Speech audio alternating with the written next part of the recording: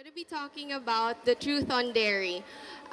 Before anything else, I'd explain to you first. So I'd like to tell you a little bit of my own personal experience, how or when I started living a dairy-free lifestyle.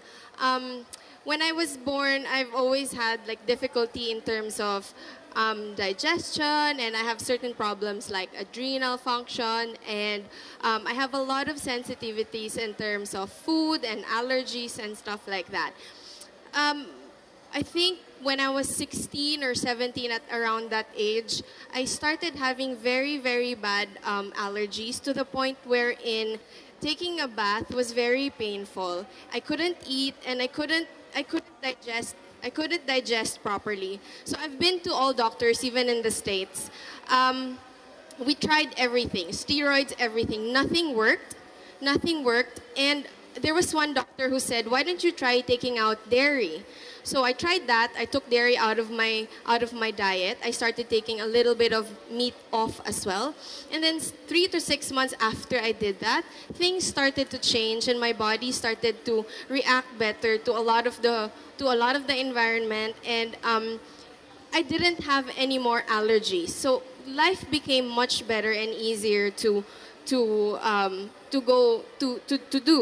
So before anything else, it's great that we have options now like organic milk. I'm absolutely happy that we have organic milk. Here we have a few merchants who are selling very good products in terms of dairy and milk and cheese. So I'm grateful that now more people are aware that we need to take organic. We need to be considerate of what we're putting into our bodies.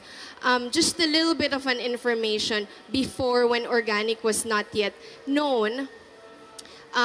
What happened was that because of demand in milk, the dairy industry would have to inject the cows with genetically modified growth hormones so that they can produce more milk.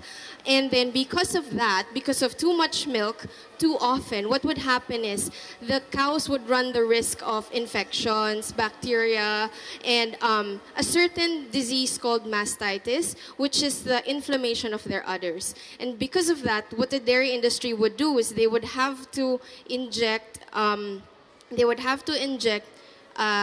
antibiotics into the cow. So unfortunately, with the growth hormones and with the antibiotics, we also ingest that. When you drink the milk, you also ingest the antibiotics and the growth hormones. So now that we have organic options, people are aware that you don't have to use that anymore. They farm the cows ethically so that we can take in good sources of milk.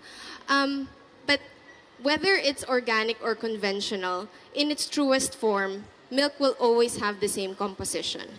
Milk will always have the same composition. So in milk, we have certain things like casein, lactose, and minerals like fat and calcium. So first of all, I want to talk about casein.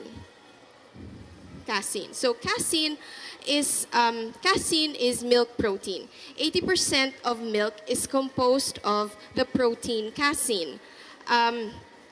Before anything, I want to introduce to you first Dr. Colin Campbell. Dr. Colin Campbell is one of the forerunners in plant-based nutrition. He's done a lot of research in terms of the relationship of animal protein and chronic illnesses like cancer, certain types of diseases like diabetes, and other things that I will be talking about later on.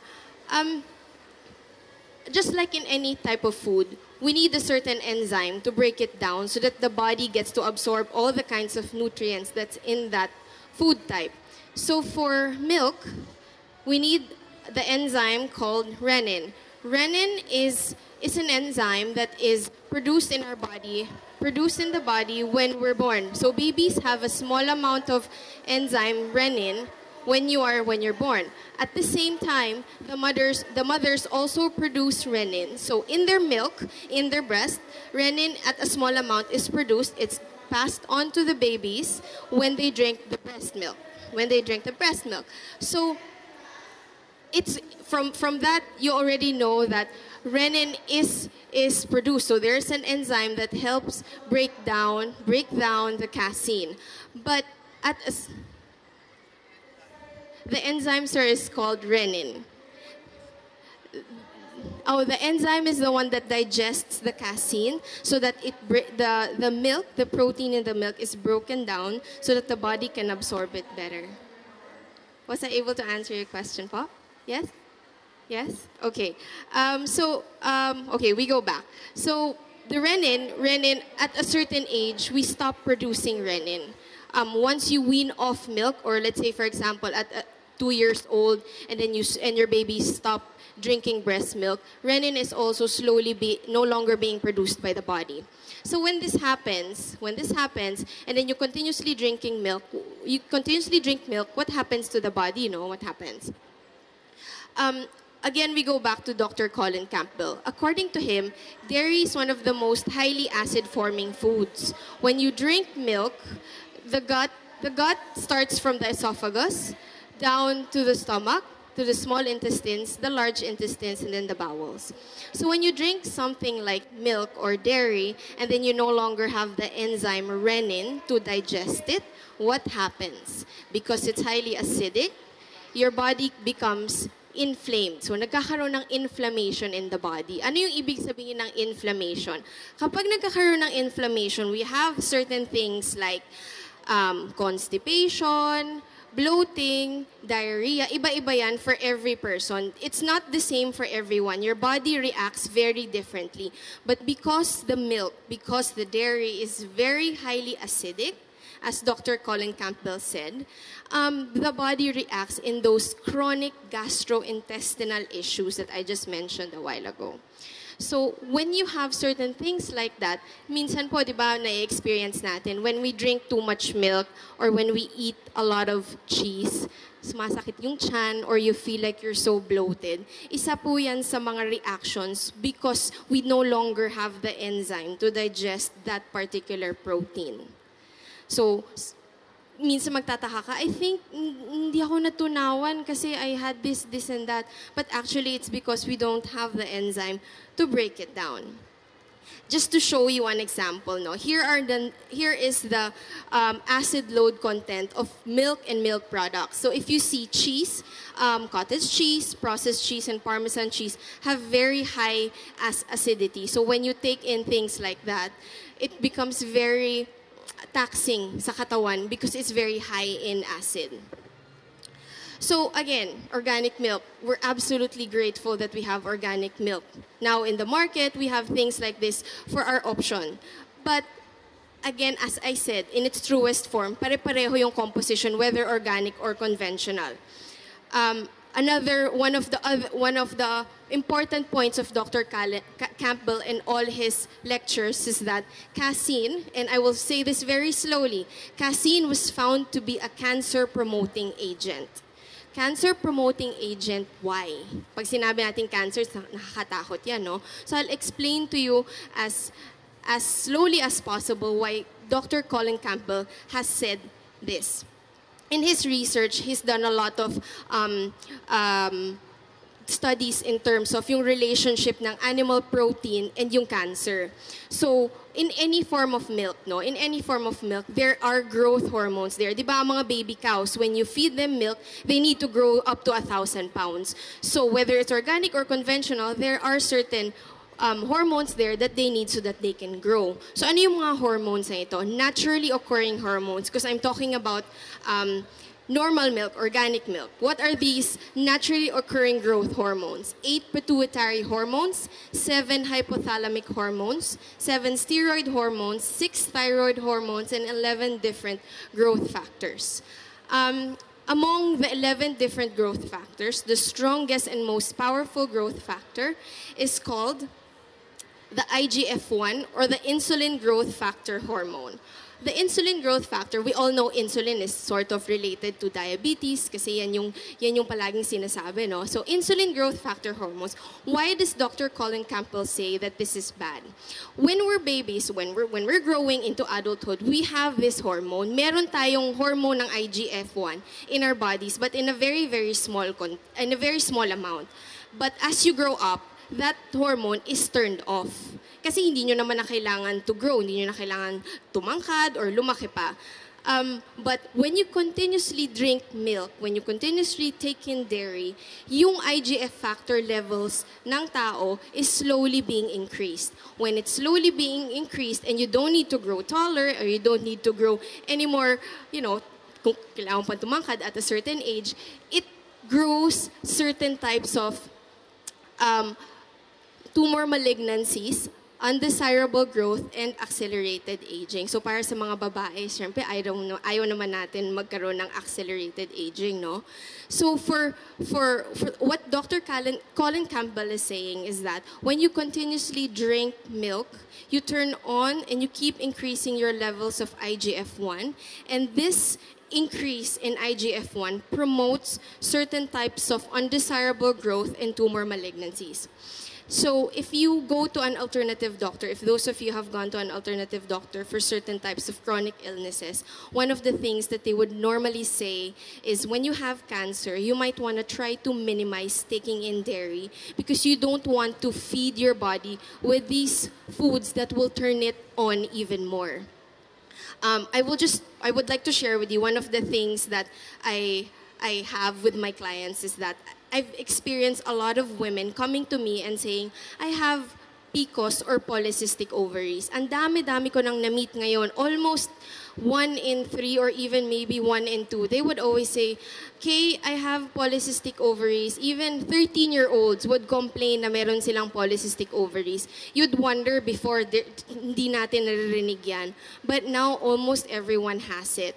And the first thing I would say to them when they would complain about that is to tell them, please try to minimize taking in dairy. Because dairy, along with the protein and the sugar that is in that milk, will start feeding onto this growth. So, di ba kanina sinabi ko, IGF factors, itong growth hormones, it turns on or it proliferates yung growth ng mga tumors in your body. So if you have polycystic ovaries, please try to minimize taking in dairy because you don't want it to grow or to multiply even more. Okay, so now I talked about 80%, diba? 80% of milk is protein, casein. Now let's go to the 20% of milk. 20% of milk is lactose. Yes, sir. Yes.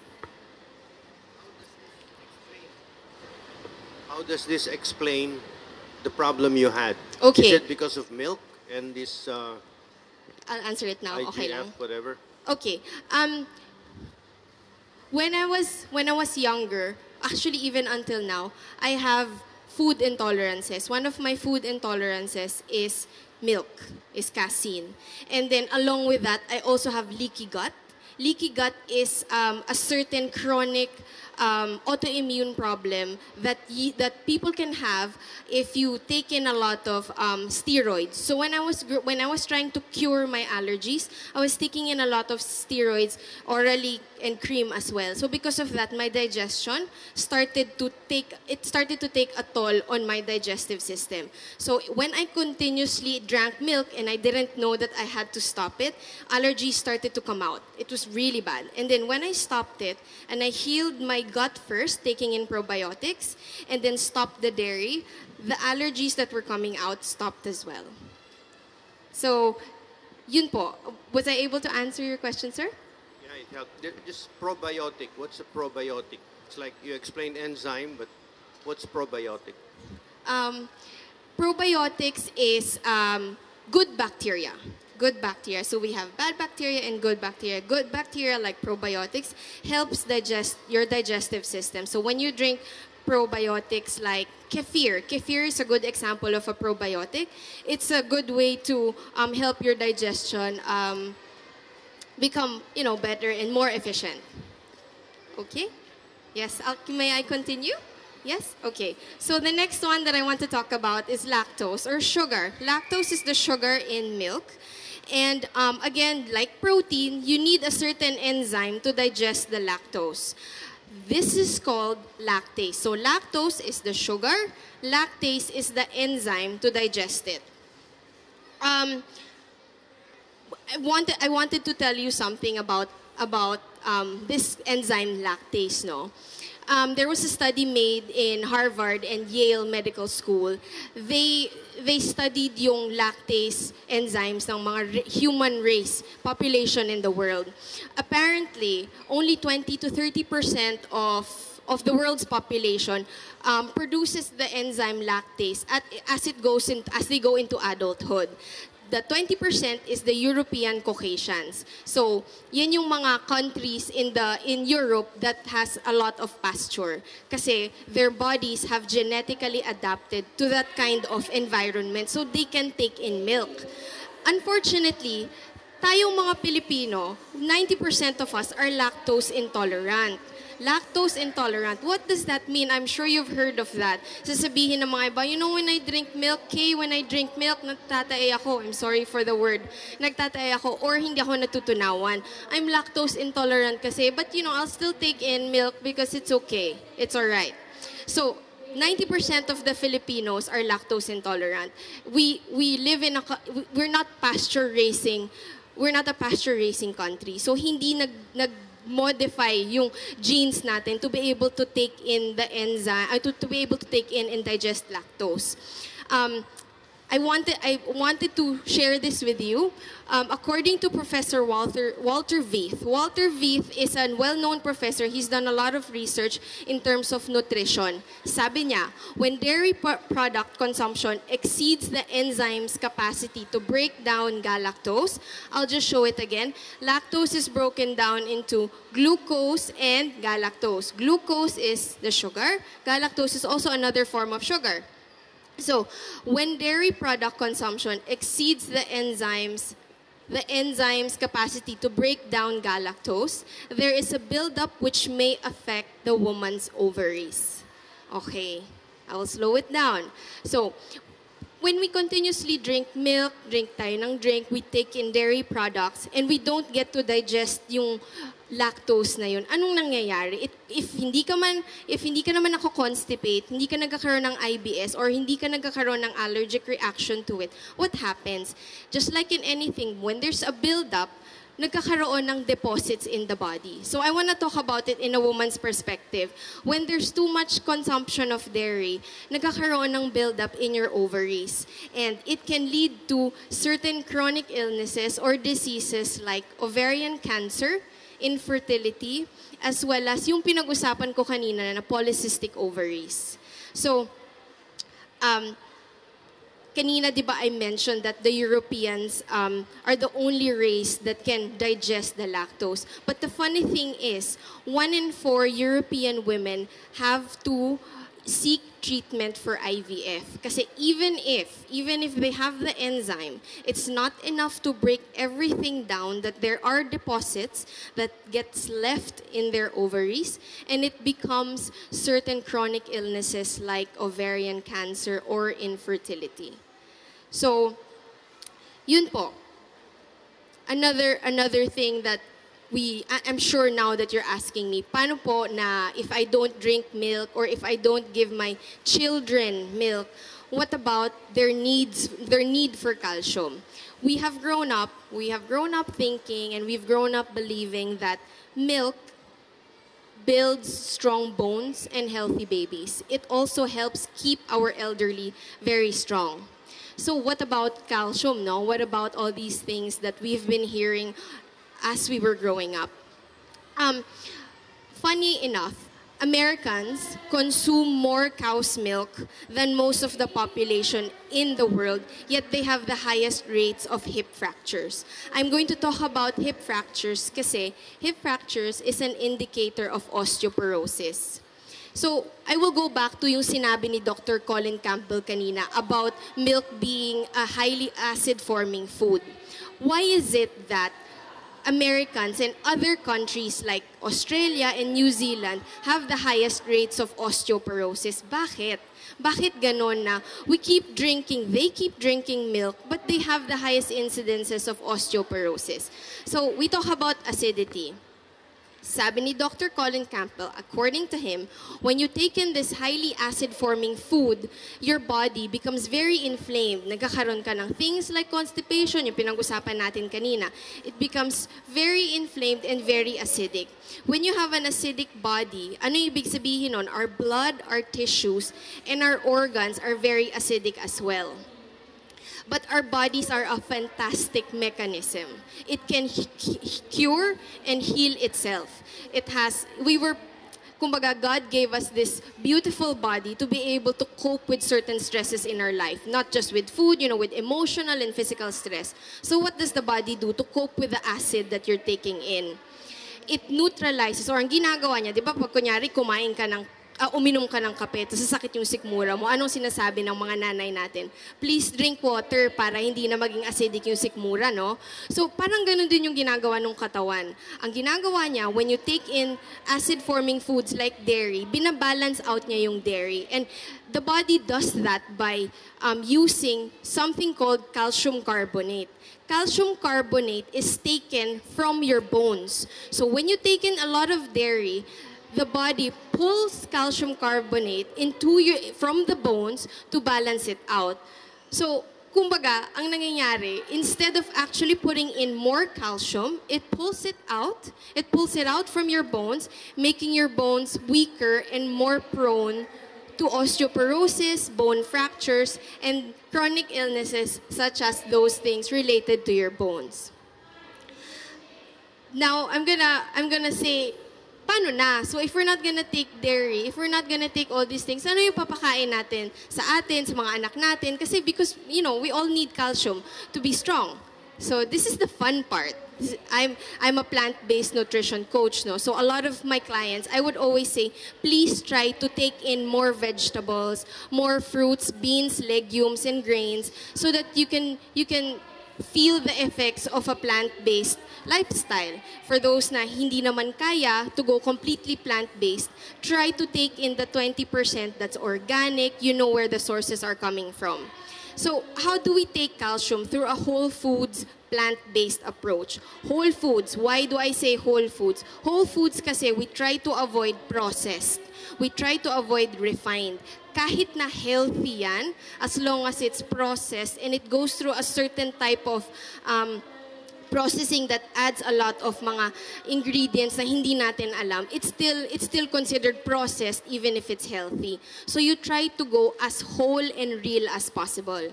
So how do you get calcium when you don't take dairy? One of nature's best gifts for us is that the best calcium sources are from the vegetables like kale, broccoli, bok choy. A little thing about bok choy, yan ang Asian version ng kale. Di ba kale is very expensive? Bok choy you can buy and you can use for juices because it has almost the same nutrient content as kale. So para dun po sa mga taong namamahalan sa kale, you can definitely use bok choy because it has very good amounts of calcium, protein, and certain types of vitamins as well. So we also have our favorite malunggay or moringa. It has very good calcium. We have alugbati. So para doon sa mga taong mahilig kumain ng ano ba yun? Yung parang sabaw, masarap yun ilagay sa sabaw, the alugbati. And then ferns like pako as well. We also have things like string beans, bagu beans. They have a very good amount of calcium. And then you can also try to take in almonds and certain types of nuts as well. So just to show you, this is just a short example of the amount of calcium that you get in certain types of plant foods. And then, I'll give you a little comparison. At 2% cow's milk or yung 8 ounces ng skim milk, it has 293 milligrams of calcium.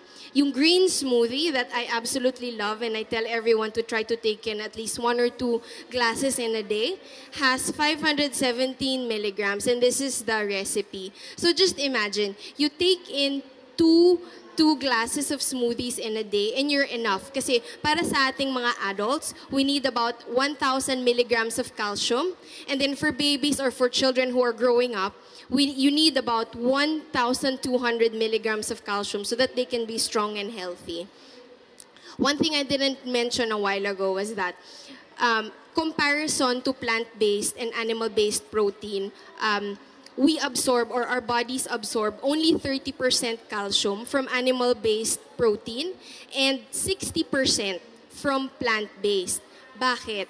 Because, kanina we mentioned yung being acidic and all these things, because the body tries to compensate and tries to balance out the things, the acidity in the cow's milk, nagiging mahirap for the body to absorb and assimilate yung calcium as compared to the plants, wherein it's so easy for us to digest it that we get to assimilate the nutrients faster and easier as compared to animal-based protein.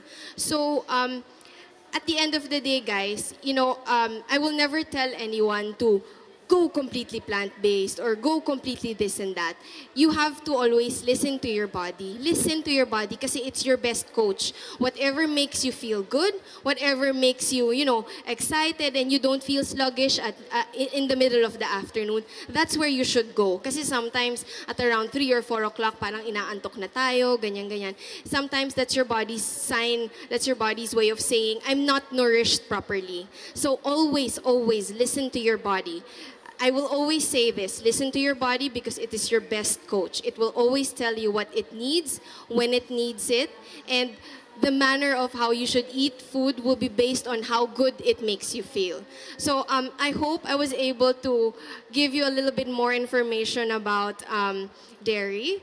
If you have any questions, please feel free to ask. And if you have questions about transitioning into a plant-based lifestyle, you can also come up and just give me a call or just ask questions. I'm always open for any questions. Yes. So should you eat like vegetables 3 times a day? Definitely, why not? To make sure that the calcium is enough? Yes, so kanina, di ba, I mentioned yung green smoothie. 1 glass, about 250 ml, that has spinach, kale, almond milk, chia seeds. It has about 500 milligrams of calcium, sorry. So if you have 2 glasses of smoothies within the day, you already get your calcium needs. And then let's say, for example, ayaw mo uminom ng smoothie. Gusto mo ng salad instead. So gagawa ka ng salad that has spinach, romaine, you put nuts into it, and then you put things like, you use dressing na tahini. Kanina, I will show you again. Here it says, tahini, 2 tablespoons, has about 128 milligrams of calcium. So if you have that for lunch as your big meal, and then dinner as your side salad, it accumulates to 1,000 milligrams. Very, very easy and very fast, actually. I hope I was able to answer your question. Okay. If I have a 2-year-old, what should I feed? Like, I'm supposed to give milk. Okay, these are babies who just wants milk. What should I give them? For babies naman, you can slowly introduce nut-based milks as long as they don't have allergies. Pwede nyo sila slowly i-introduce. But babies also, or toddlers, 2-year-old toddlers, you can make mga pureed foods with spinach. So I have a cousin, what we do for him is we puree spinach and then sweet potato. Tapos sometimes nilalagyan ng konting milk para creamy. Pero yung milk na yun should be almond milk or cashew as long as wala silang allergies. And you start feeding your babies foods like that so that they can be introduced with real food and at the same time wean them off mother's milk. Kasi ang babies naman, minsan ayaw na rin nila uminom eh. That's their way of saying, Mommy, ayoko na uminom ng milk. So sometimes you also have to listen to your babies.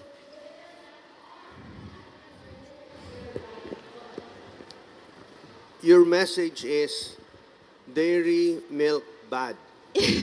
But mother's milk, as I understand it, from the breast, is good. Yes. So Yes. why do you want to wean them from mother's milk? I think at a certain age, they start weaning off milk naman po. I think the oldest can be mga 3 years old. At a certain rate naman po, we don't need na the milk eh. So we stop the body stops producing that enzyme now when you start weaning your baby off. So you don't necessarily need the milk. Like I said, you can get calcium. Diba, the reason why we drink milk naman po is because of the calcium. So you can start giving your babies calcium, plant-based calcium sources. No, the reason we feed the baby mother's milk is because mother's milk is the best food. Yes. It's got everything the baby needs. Yes, it's got everything the baby needs. Correct po. And no bad things. The bad things is when you take away the mother's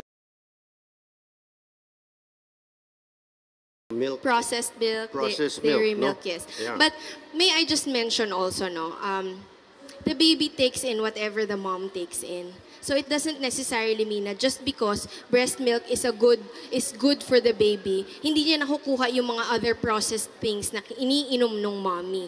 Kailangan the mommy also has to try to be very careful with what she ingests. If I may just make kwento, in Japan in the 1980s, there was a proliferation of type 1 diabetes in babies because Japanese mothers started to take in the SAD diet. The SAD diet is standard American diet. When they started taking in diets that are high in processed food, high in dairy, nagkaroon ng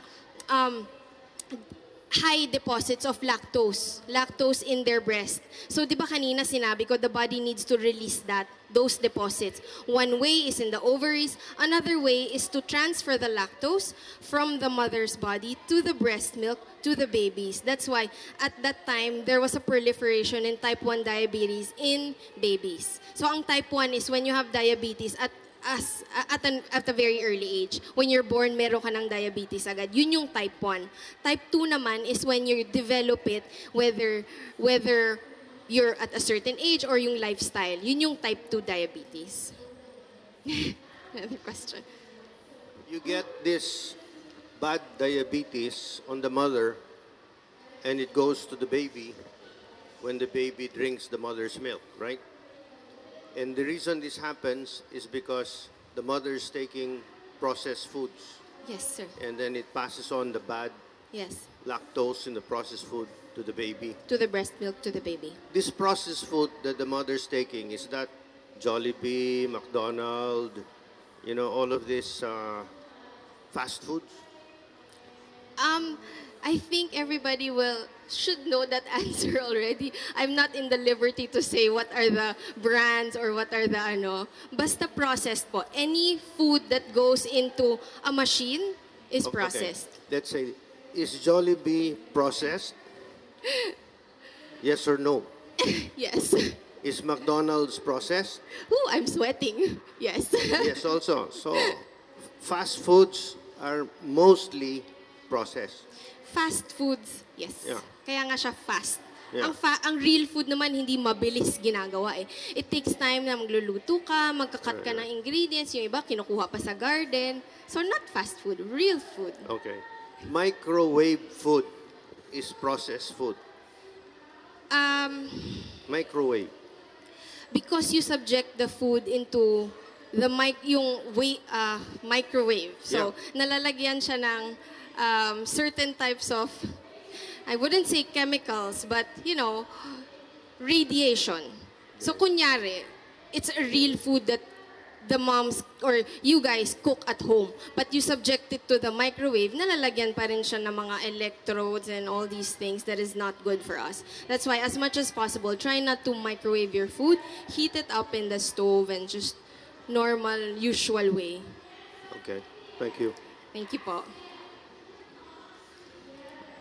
Any more questions?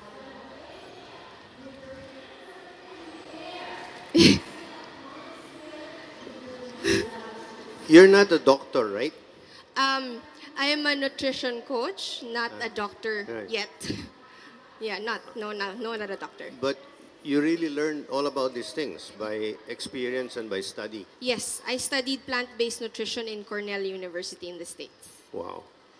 So now you earn a living by being a consultant. Yes, sir. Okay. And then you give talks.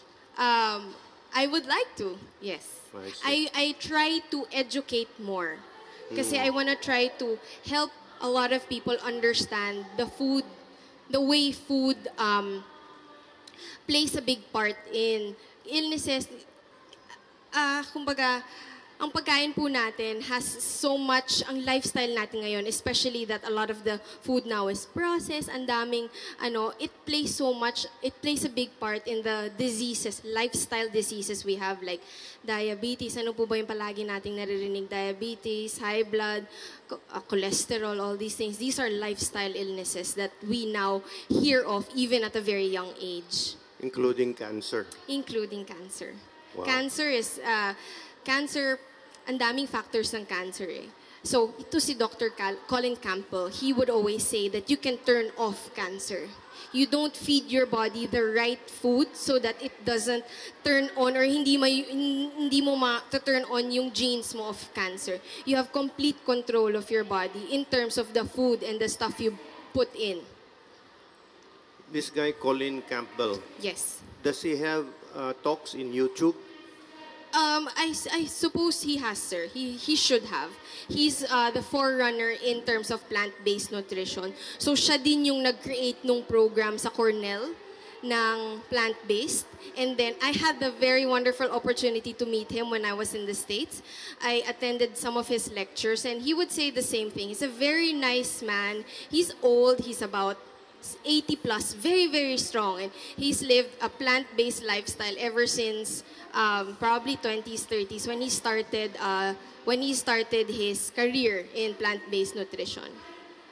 Okay. Great. Learning a lot from you. Thank you. Thank you po. Thank you. Yes.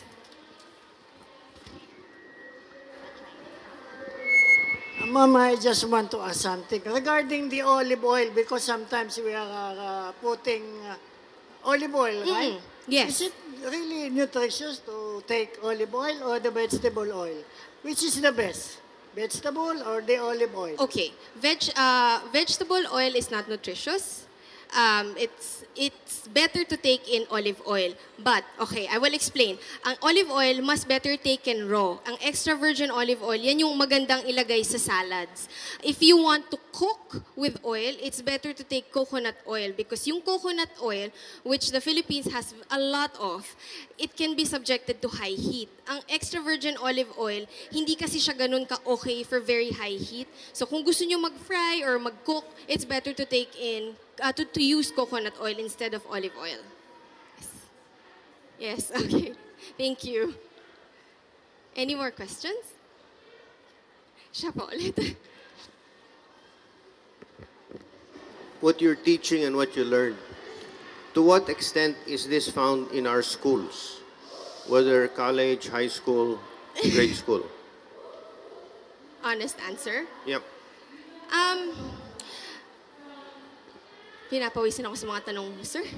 I think plant-based nutrition po, no? It's slowly catching up in our society. Hindi pa po siya ganon ka tinuturo because what our schools follow is the American way of the food pyramid from the States. Ang food pyramid ng conventional nutrition is not the same as that of plant-based. Kasi ang plant-based, you have to take in more plants, more vegetables, more legumes and grains as opposed to carbohydrates na like rice, yung mga bread, and then they also have a high percentage in terms of dairy because nga it's good in calcium, protein. So it's still very different. Kumbaga iba po yung sa normal food pyramid ng with protein and meat and animal protein as compared to yung plant-based. So you have your own pyramid? Parang ganun po. So Okay. something sort of like that. Yes. Do you have all of this explained in a website? Sa website ko po, everything not yet, but I do have a blog wherein I've just posted for 4 weeks the things about dairy. But I'm slowly building the website to explain all these things and start to really inform more people about the things that I've learned and experienced in my journey of plant-based. There's one more person I want to mention. Yes. kind of well known before you came in, Sunny Orbeta.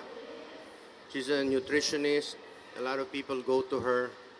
I haven't heard much about her lately, but kilalang kilala siya. Do you know her, Sunny Orbeta? And how do you compare what you're saying to what she's saying? Unfortunately, sir, I don't know her. Okay. So, hindi ko pa siya kilala po. So, Okay. yeah. Thank you. Oh, and you can also you can buy Dr. Colin Campbell's book. It's called The China Study.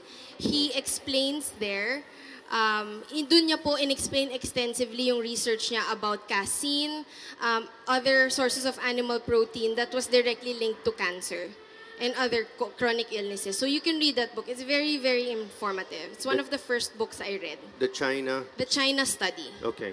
It also has a little bit of information about the Philippines and liver cancer. Okay. Yes. How about Dean Ornish? Oh, Dean Ornish. Okay, he's also one of the, he's same caliber po yan sila ni Dr. Colin Campbell. Isa sila sa mga forerunners ng plant-based nutrition in the States. So they do have yearly conferences. Dr. Colin Campbell, Dean Ornish, Dr. Mark Hyman, and other doctors also. Sila yung mga doctors who really propagate and advocate this kind of plant-based lifestyle in the States and also in our country as well.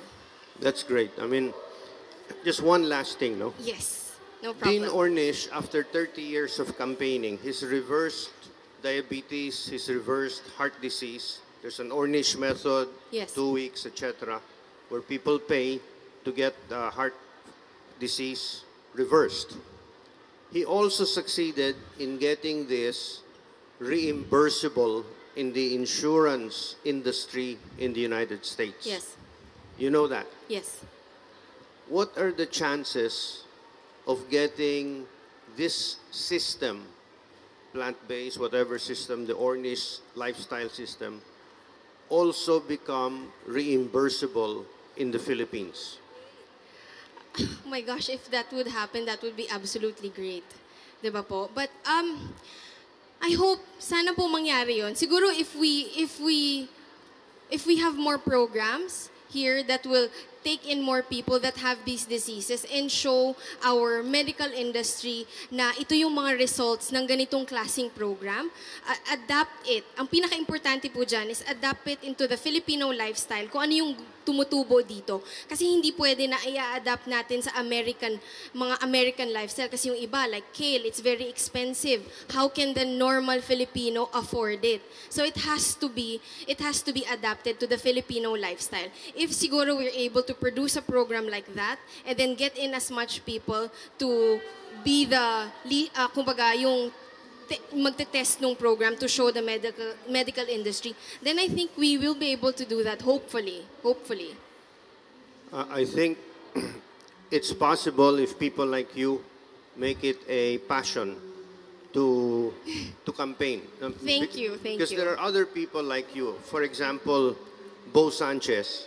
He's a well-known preacher, but he's really a health advocate like you. He's got a book already called Awaken the Healer Within, where everything you're talking about is covered, but in simpler language. You know, Yes. sometimes you get scared by all the technical Yes, terms. opo. Yes, that's true. He just gives the theory that your body is your best healer. Yes. If you take very care of true. it and Opo. you improve the immune system, Opo. etc. Yes. So I volunteer to get you together Sige po, that would with be these wonderful. people. No? That would be so wonderful. Yes. On Sunday, you can meet him in the feast. Sige po, I will do that. Yeah. Hello, Yes, I hello. find your teaching good. Thank you. Do you have any way of coordinating with the Department of Health? Because it would be better. Di ba? Para ma-start sa mga barangay, sa public schools, because they are the agency or the institution that can make it. I can work on that, ma'am. I will work on that so that siguro if I will be able to talk to someone in that field, no, and probably help them without stepping on any toes. Kasi plant-based and the dairy, the thing that I talked about dairy, it's still a very big industry. So I have to tread very lightly. But at the end of the day, para naman po yan sa health natin lahat. Para po yan sa atin lahat. Okay, last question. One more. So how about whey protein? It's used as a dietary supplement. Is that good or bad? Okay, whey protein kasi is a derivative of casein. So, ang milk is composed of casein and whey. To be able to take out whey, it goes through a process, casein and whey, no? The reason why a lot of the companies use whey as a protein shake is because whey is easily digested, easier, let me rephrase that, easier for the body to digest. Mas mabilis yung assimilation ng protein. But at the same time, whey is still a milk-based protein. It's still very acidic. So the body still reacts in the same way. Though it's easier and faster to assimilate, pareho rin po na acidic siya. That's why kung makikita ninyo, not to step on any toes, not for anything, just to cite an example, some of the bodybuilders who take in a lot of whey protein, nagkakaroon sila ng outbreak sa likod na maraming pimples or even sa harap, mga allergies. It's because the body is taking in too much whey protein from the cow's milk, and the body is trying to adapt, cope with all these things that it's taking in na hindi niya talaga kaya in its sense. So, there. Yeah. Thank you. One more question. I'd like to ask if there are specific foods for a particular blood type. Are there specific foods for that?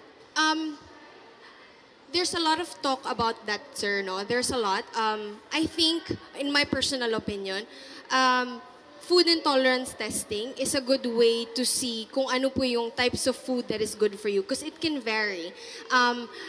It depends on the stage in your life.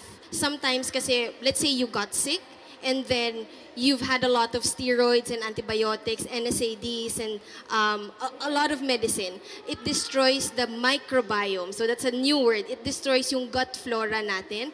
It changes yung digestion. So sometimes, not necessarily kung sinabi nilang type A ka, you can eat these foods. So it depends where you're at, where your body is at, if you have certain chronic illnesses or diseases that you're trying to address, and then nag-change yung gut flora. It also changes the way your body digests food.